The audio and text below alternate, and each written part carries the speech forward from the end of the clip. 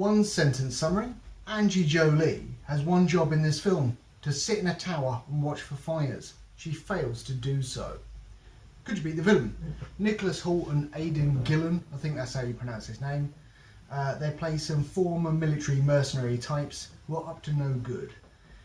Could I beat them and protect the child that was in my care? Yeah, probably. Say for example, the unlikely happens and they believe they've captured me. Obviously I've allowed it to happen in this situation because of my superior skills. I'd turn them against each other because they seem to have quite a good relationship, but it was also quite a stressful time, so I feel like if you're like, hey, are you going to let him talk to you like that? Why, what did he say? Oh, he didn't tell you. Never mind, don't worry about it. That sort of stuff, I feel they'd turn on each other. Failing that, you know, I just use my Rambo First Blood Part 1 style awareness to use the vegetation in the forest against them. How would you improve this film? The title, Those Who Wish Me Dead, probably refers to something that the dad wrote in his little "if you're reading this I'm dead" letter that he gave to his son, but we never saw the content of that letter in the film, so maybe it refers to that, maybe it's about the fire wishing to kill Angelina Jolie, I'm not quite sure. Also, the kid has that note in his pocket and he's underwater for several hours, and you know, it was destroyed, it doesn't exist anymore, so there you go, that's sad. Angelina Jolie leaves an axe at the bottom of her fire tower, that seems unsafe, and Aidan and Nick complained that this mission should have been a 4-man team, and that's why they messed up. So 2 guys with automatic rifles failed to kill an accountant in a surprise attack. I feel like that's on you, alright? Don't make excuses for that.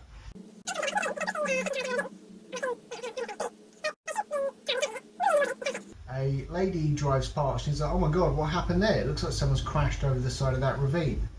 And Aidan Gillen's like, yeah, don't worry, and pow! And he shoots her, and then they just leave that car.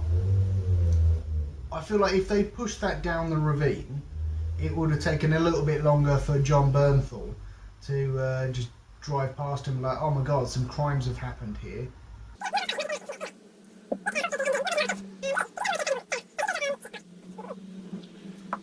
Nick says to Aidan, you're not making a lot of sense. And he is, if you think it through. Come on, Nick Holt's character. Anyway, so Aidan doesn't want to shoot a pregnant woman. Fair enough. And he's going to get Jon Bernthal to kill the kid that they're looking for, and they'll, you know, blackmail him. If he killed a kid, he's not going to dob in Nick and Aidan, therefore they don't have to kill him, and more importantly, his pregnant wife. Fairly simple. Maybe Nick Holt's character isn't all that bright, I don't know. But give the guy a break. Aidan Gillen's face has been half on fire, alright? Even if he's not making a lot of sense, he's doing really quite well for someone who was half on fire. Looks like goddamn Harvey Dent.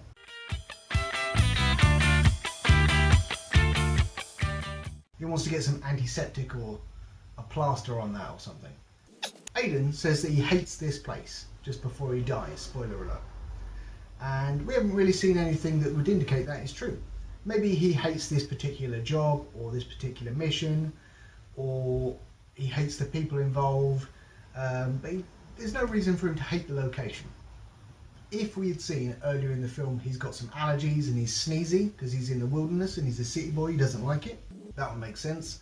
Or even if he stepped in some poop, some wild animal poop, that would have added up to it as well. And in 2 scenes, I believe, he's got a limp. So if he had slipped on some poop or something, because his city boy shoe fails him, that would go to some way to explain why he hates this place, not just, oh, I'm having a well terrible day. Nicholas Hoult, he's got some blood on him, and it was a missed opportunity to say,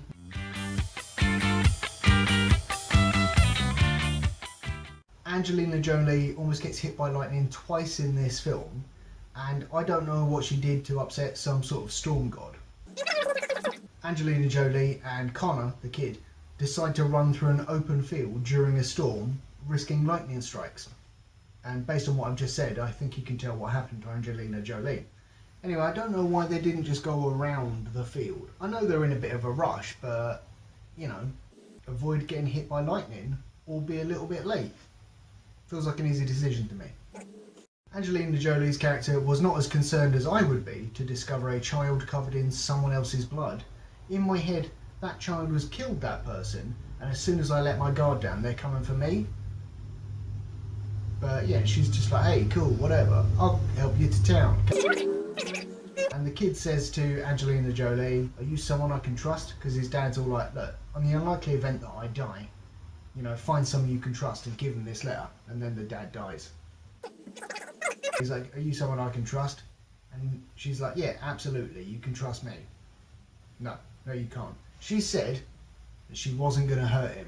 He ran away, so she kicked his legs out from under him, thus dropping him into the ground, hurting him. Open and shut case, you can't trust what she says. Angelina Jolie says to the kid, did you see the faces of the men that killed your dad? And he's all like, yeah. When? When did you see those faces, kid? Because they shot at him from the top of that big hill, alright? You're lying. More of a real world question than a question for this film, perhaps. But why don't they have toilets or showers in the fire towers, or at least at the bottom of the fire towers? It's heavily implied that everyone has to go poop in the woods, like the Pope and or a bear. But it makes no sense to me. Anyway. Jon Bernthal rocks up at his gaff, because his wife has given him a code word to say, you know, stuff's not okay. And he brings a sheriff who's got a mighty impressive hat.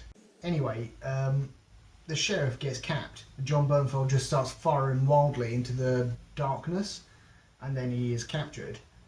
My advice for you there, I know it's an emotional moment, you know, try and be calm, but aim, don't waste all your bullets.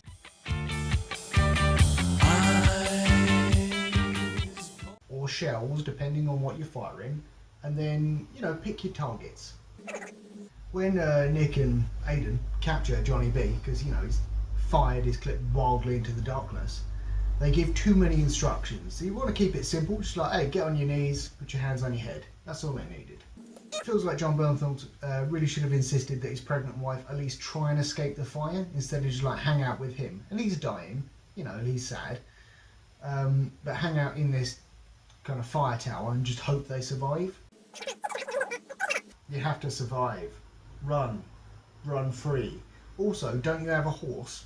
Just ride away on the horse.